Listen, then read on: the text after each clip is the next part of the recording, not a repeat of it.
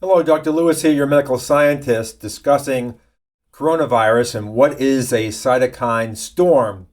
And simply put, a cytokine storm is inflammation on overdrive. So if you have a cold, your cytokines, inflammatory markers, will be up a little bit. It's like a little rain shower. If you have the flu, it's more like a storm. But when you have the coronavirus, it's more like a thunderstorm. And the problem with the cytokine storm is, even though it's there to help you, it can kill you as an overreaction to solve a very prolific infection, in this case, the coronavirus, the novel coronavirus. So let's look at what is inflammation. Harvard Health talks about inflammation, and we have acute and chronic inflammation. So if you bang your knee or cut your finger, your immune system dispatches an army of white blood cells and other cells to create redness and swelling. We call this inflammation. And the process works similarly if you have an infection, like the flu or pneumonia or COVID-19. So really, we're just looking at elevation and inflammation. And when you have cold, the flu, or COVID-19, you feel lousy. And that's because your body is dealing with all the inflammation and the toxicity released by the infection. So the cleaning up of the infection and its toxic end products is really what makes you feel lousy. So inflammation is the trigger, and so inflammation is not unique to COVID-19. From diabetes to Alzheimer's disease to cardiovascular disease, inflammation is always present. And knowing how much inflammation you have is an important factor in terms of your survival or severity of COVID-19. So COVID-19 sufferers who are likely to die are those who display signature inflammation. This is from Harvard Medical School, but it's really not signature. We see the usual suspects, the usual inflammatory markers, which I'll go into very briefly a little bit later. Immune cells flood the body. In the case of COVID-19, the lungs. This isn't the only mechanism. Hypoxia is part of the COVID-19 response, but certainly lung inflammation, lung infection, and lung involvement is a very clear part of this disease. So the cytokine storm is the body's last-ditch attempt to save you. With the other indications, cold, flu, you're still going to have cytokine elevation, but here, the infection is so overwhelming that the inflammatory response is equally overwhelming, leading to hypoxia, tissue damage, edema, which is fluid buildup, which can ultimately kill you.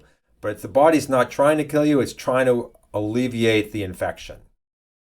So there is collateral damage to healthy tissue from the immune response. And there is also collateral damage from the toxicity released by dying infection. So the infection itself is toxic to tissue, and the end products from its death are also toxic to tissue. So one of the characteristics of COVID-19 and the cytokine storm is that most patients will have a fever, and often a high fever. Nervous system symptoms may occur, headache, seizure, or even coma at late stage into the disease. People with a cytokine storm, that means highly elevated markers of inflammation, deteriorate very quickly. It was also reported that there was a likely cytokine storm associated with the Spanish flu of 1918, the SARS outbreak of 2003, and the swine flu H1N1. So all of these had cytokine storms, so COVID-19 is not unique in that respect. Now, short-term anti-inflammatories, with the emphasis on short-term, may help, but they're not proven. So, for example, ibuprofen with COVID-19 is not shown to be efficacious. But when you have this really rampant inflammatory response, anti-inflammatories to suppress the inflammation a little bit is likely to be helpful. But long-term anti-inflammatories are also immune suppressants, and you need an immune response. So this requires skill in terms of treating the disease with anti-inflammatories or anti-infectives. We can measure cytokines and a cytokine storm by doing a simple blood test. So blood testing can identify the cytokine storm process. In other words, you're not just either all or none. We're all on a continuum of inflammatory markers that are characterized as the cytokine storm. Elevated cytokines pre-infection increase severity later. In other words, you only have so much reservoir before your body succumbs to a cytokine storm. So if you start at this level, then you don't have far to go to here, which may be an end stage for COVID-19. But if you're way lower initially, then you're probably much more resilient to the adverse effects of COVID-19. So we all have elevated cytokines. Our white blood cells are always up fighting something. C-reactive protein may be up slightly. So having inflammatory markers in our body is not uncommon, just not commonly measured, unfortunately. So the markers are C-reactive protein. This is erythrocyte sedimentation rate or SED rate.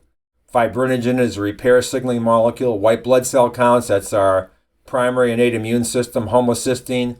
Uric acid is not being measured by many out there in COVID-19, but uric acid, besides being a marker for gout, is also a molecule that goes up with hypoxia, which is presumed to be one of the mechanisms that COVID-19 has to kill you. And then infectious burden. We all are fighting infection. That's why our white blood cell counts aren't zero all the time. They're elevated, and they're fighting infection of all types all the time, keeping us in balance with that infection. So all these diseases lead to higher mortality if they're pre-existing, if you're infected with the SARS-CoV-2 virus and have COVID-19. And you can see the death rate if you have pre-existing cardiovascular disease compared to no health conditions increases by 1,200%. But underlying every single one of these conditions are elevated cytokines. Maybe not a storm, but elevation, which makes you less resilient to the COVID-19 infectious process. So all these diseases present with elevated cytokines, every single one of them. This is a study I did versus the different conditions: cancer, respiratory disease, heart disease, diabetes, high blood pressure. And this is the rate at which people die from COVID-19. And this is reference material from PubMed that shows the relationship between these conditions and infection. So all these diseases likely have a stealth, uncovered infectious component. And so then when you're infected with SARS-CoV-2, you already have a burden. Your vessel is partially full. So that's why you become much more susceptible to dying from this condition. So in summary, a cytokine storm is just really profound levels of inflammation that can lead to tissue destruction, hypoxia, edema, fluid buildup, which can make you either really sick or ultimately kill you. And it's not unique to the coronavirus. And it's easily measured. Anybody can proactively measure where they are on the cytokine storm continuum, if you will, from no cytokines to severe and high levels of cytokines in your blood.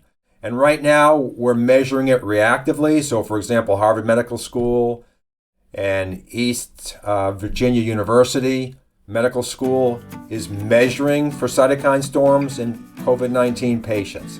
But I believe everybody should be tested for where they are on the cytokine continuum. Dr. Lewis here, medical scientist. Thank you very much for your time.